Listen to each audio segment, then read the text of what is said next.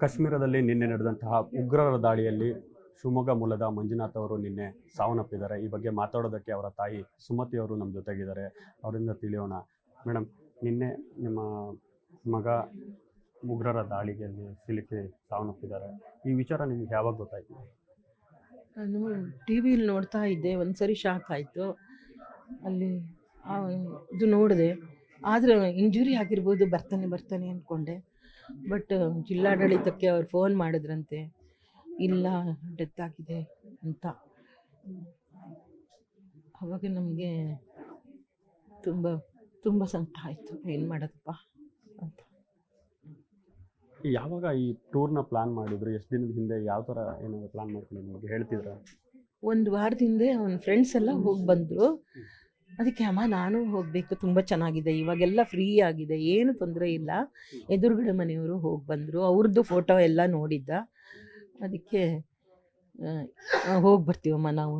ನನಗೆ ಕಾಶ್ಮೀರ ಅಂದ್ಕೊಳ್ಳೆ ನಾನು ಬೇಡ, ಅಡ್ಡ ಬಾಯಿ ಹಾಕ್ತೀನಿ, ಬೇಡ ಬೇಡ ಬೇಡ ಅಂತೀನಿ, ನಾನು ನೋಡಿದ್ನಲ್ವಾ ಅಂತ ಹೇಳಿದ್ರು. ಇಲ್ಲ ಈಗ ಹಂಗಿಲ್ಲಮ್ಮ, 30 ವರ್ಷಕ್ಕೆ ತುಂಬ ಬದಲಾವಣೆ ಆಗಿದೆ, ಹೆಜ್ಜೆ ಹೆಜ್ಜೆಗೂ ಮಿಲಿಟ್ರಿ ಸೆಕ್ಯೂರಿಟಿ ಎಲ್ಲ ಇದೆ, ಏನು ತೊಂದರೆ ಇಲ್ಲ ಅಂತ ಅಂದ್ಕೊಂಡು ಉಮೇದು ಮಾಡ್ಕೊಂಡು ಹೋಗಿದ್ದ.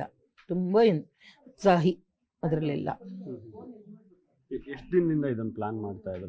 ಒಂದು 15 ದಿವಸದಿಂದ ಪ್ಲಾನ್ ಮಾಡ್ತಾ ಇದ್ರು. ಬೇಕಾದ ಬಟ್ಟೆ ಬರೆಗಳು, ಗ್ಲೌಸ್, ಇದು ಅಲ್ಲಿ ಚಳಿ, ವಿಂಟರ್ ಸೀಸನ್ ತಗೊಳ್ಳೋ ಅಲ್ಲಿ ಅಂತಂದೆ. ಹಿಂಗಾಗಲ್ವಲ್ಲ ಸ್ವಲ್ಪ, ಇಲ್ಲ ನಂಗೇನು ಸರಿ ಇಲ್ಲ, ಮಾತ್ರೆ ಎಲ್ಲ ತೊಗೊಂಡು ಹೋಗ್ತೀನಿ, ಗ್ಲೌಸು ಅದು ಇದು ತೊಗೊಳ್ತೀನಿ, ಸ್ವೆಟರ್ ಎಲ್ಲ ತೊಗೊಳ್ತೀನಿ ಅಂತ ಹೇಳಿದ್ದ. ಅಲ್ಲೆಲ್ಲ ಹೋಗಿ ಬಂದವರು ಹೇಳಿದ್ದಾರೆ ಏನು ತೊಂದರೆ ಇಲ್ಲ ಅಂತ. ನಾವು ಅಲ್ಲಿ ಹಾಗೆ ಅಂದ್ಕೊಂಡು ದೇವ್ರ ಹತ್ರ ಪ್ರೇಯರ್ ಮಾಡ್ತಾ ಇದ್ವಿ, ಸೇಫಾಗಿ ಕ್ಷೇಮವಾಗಿ ಹೋಗಿ ಲಾಭವಾಗಿ ಬರಲಿ ಅಂತ ನಾವು ಪ್ರೇಯರ್ ಮಾಡ್ಕೋತಾನೇ ಇದ್ವಿ. ಯಾಕೋ ದೇವ್ರು ನಮಗೆ ಕಡೆ ಕೈ ಬಿಟ್ಬಿಟ್ಟ. ಅದರಲ್ಲೂ ಕೂಡ ನಿಮ್ಮ ಸೊಸೆ ಎದುರುಗಡೆನೆ ಗುಂಡಿಕ್ಕಿ ಸಾಯಿಸ್ತಾರೆ. ಸೊ ಒಂಥರ ದುಃಖದ ಸಂಗತಿ ಕೂಡ ಇದು. ಏನು ಹೇಳ್ತೀವಿ? ತುಂಬ ದುಃಖದ ಸಂಗತಿನೇ. ಏನು ಇಷ್ಟು ನಾವು ಮಲೆನಾಡು ಮೂಲೆಯಲ್ಲಿದ್ದವರು ಅಲ್ಲಿಗೆ ಹೋಗಿ ಸಾಯ್ಬೇಕು ಅಂತ ಯಾಕೋ ದೇವ್ರ ವಿಧಿ ತೀರ್ಮಾನ ಮಾಡಿತ್ತು. ನಿರ್ಣಯ ಮಾಡಿದ್ಮೇಲೆ ನಾವು ಅದಕ್ಕೆ ತಲೆ ಬಾಗ್ಲೇಬೇಕಲ್ವಾ. ನಿಮಗೂ ಏನಾದ್ರು ಟೂರಿಗೆ ಬನ್ನಿ ಅಂದ್ರೆ, ಟ್ರಿಪ್ಗೆ ಹೋಗೋಣ ಅಂತ ಏನಾದ್ರು ಕರೆದಿದ್ರು? ನನಗೆ 2 ಕಾಲು ಮಂಡಿ ಸರಿ ಇಲ್ಲ, ನಡಿಲಿಕ್ಕಾಗಲ್ಲ, ನನ್ನ ಅಪ್ಪಗೆಪ್ಪೆಯನ್ನು ಹತ್ತೋದಿಲ್ಲ, ಒಂದು ಮೆಟ್ಲು ಹತ್ತಕ್ಕಾಗಲ್ಲ, ನಾನು ಬರೋದಿಲ್ಲ, ನಾನು ಮನೆ ನೋಡ್ಕೊಂಡಿರ್ತೀನಿ ಅಂತ ಹೇಳ್ತೀನಿ. ಈಗ ಮಗ ಈ ಥರ ಆಯಿತು ಅಂತ ಹೇಳಿ ನಿಮಗೆ ಎಷ್ಟೊತ್ತಿಗೆ ಗೊತ್ತಾಯ್ತು? 4:30-5 ಗಂಟೆ ಮೇಲೆ ಜಿಲ್ಲಾಡಳಿತಕ್ಕೆ ಅವರು ಫೋನ್ ಮಾಡಿ ಹೇಳಿದ್ರಂತೆ, ಇಲ್ಲ ಇಲ್ಲ ಡೆತ್ತೇ ಆಗಿದೆ ಅಂತ ಹೇಳಿದ್ಮೇಲೆ ನಮ್ಗೆ ಇಲ್ಲಿ ಹೇಳಿದರು. ಅವ್ರು ಬಂದು ಪೊಲೀಸ್ ವ್ಯಾನ್ ಬಂದು ಹೇಳಿದ್ರು, ಇಲ್ಲ ಡೆತ್ ಆಗಿದೆ ಅಂತ. ನಮ್ಗೆ ಆವಾಗ ಭೂಮಿ ಬಿರಿದಂಗಾಯ್ತು, ನೆಲ ಕುಸ್ದಂಗಾಯ್ತು. ಈ ಥರ ಸಂಘಟನೆಗಳು, ಭಯೋತ್ಪಾದಕರು ಏನು ಸಂಬಂಧ ಇಲ್ಲದೆ ಇರೋಂಥ ಮಂಜುನಾಥ್ ಅವ್ರ ಮೇಲೆ ಗುಂಡಿಕ್ಕಿ ಸಾಯಿಸ್ತಾರೆ ಅಂದರೆ ಒಂಥರ ಈ ವಿಚಿತ್ರ ಅನಿಸುತ್ತೆ.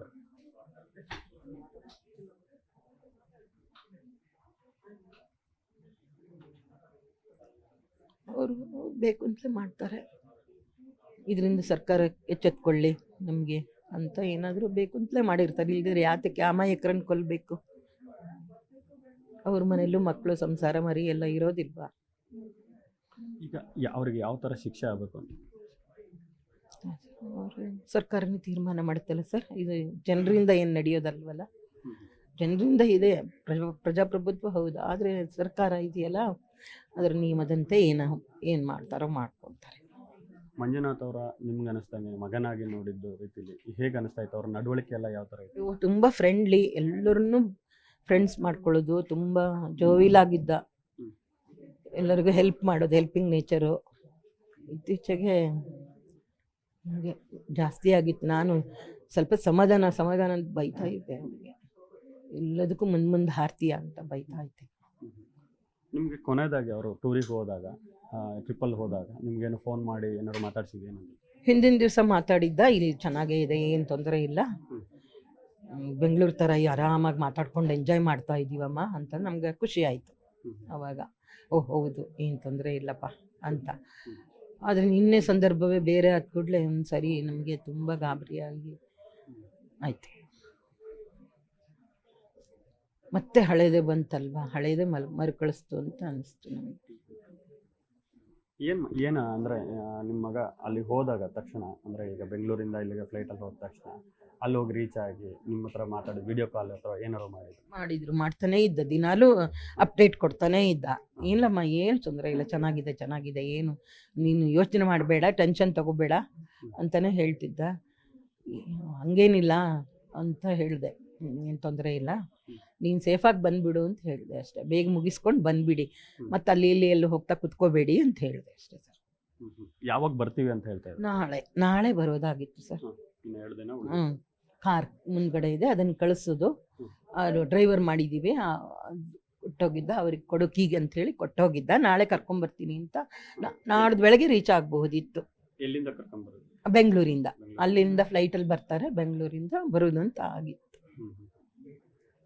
ಸಂಜೆ ಒಳಗೆ ಇರ್ತಿದ್ರು ಇಲ್ಲಿ. ಕೊನೆಯದಾಗಿ ಏನು ಹೇಳ್ತೀರ? ಏನು ಹೇಳೋದು, ನಮ್ಮ ವಸ್ತು ಇಲ್ಲ, ಆಯಿತು, ಏನು ಮಾಡೋದು, ಏನು ಹೇಳೋಕ್ಕಿಲ್ಲ ಸರ್. ಯಾರನ್ನೂ ಬ್ಲೇಮ್ ಮಾಡೋಂಗಿಲ್ಲ ಇದರಲ್ಲಿ. ಎಲ್ಲರೂ ಅವ್ರವ್ರ ಪ್ರಯತ್ನಗಳನ್ನು ಮಾಡ್ತಾ ಇದ್ದಾರಲ್ವ. ನಾವು ಓದ್ತಾ ಇರ್ತೀವಿ, ನೋಡ್ತಾ ಇರ್ತೀವಿ, ಕೇಳ್ತಾ ಇರ್ತೀವಿ.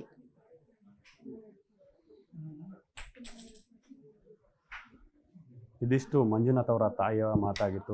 ನನ್ನ ಮಗ ನಾಳೆ ಬರ್ತಾ ಇದ್ದ, ಎಲ್ಲನೂ ಅಪ್ಡೇಟ್ ಮಾಡ್ತಾ ಇದ್ದ, ಎಲ್ಲ ಚೆನ್ನಾಗಾಗಿದೆ, ಹಿಂದಿನ ಥರ ಇಲ್ಲ, ಈಗ ಎಲ್ಲ ಬದಲಾವಣೆ ಆಗಿದೆ, ನಾವೆಲ್ಲ ಕಡೆ ಹೋಗಿ ಬರ್ಬೋದು ಅನ್ನೋ ಒಂದು ಮಾತುಗಳನ್ನ, ಧೈರ್ಯದ ಮಾತುಗಳನ್ನು ತಾಯಿಗೆ ತುಂಬ್ತಾ ಇದ್ರು. ಆದರೆ ನಿನ್ನೆ ದಿನ ನಡೆದಂತಹ ಘಟನೆಯಲ್ಲಿ ಈ ರೀತಿ ಆಗಿದೆ ಅನ್ನೋ ಒಂದು ನೋವನ್ನು ಈಗ ಮಂಜುನಾಥ್ ಅವರ ತಾಯಿಯವರು ಈಗ ನ್ಯೂಸ್ 18 ಜೊತೆ ಹಂಚ್ಕೊಂಡಿದ್ದಾರೆ.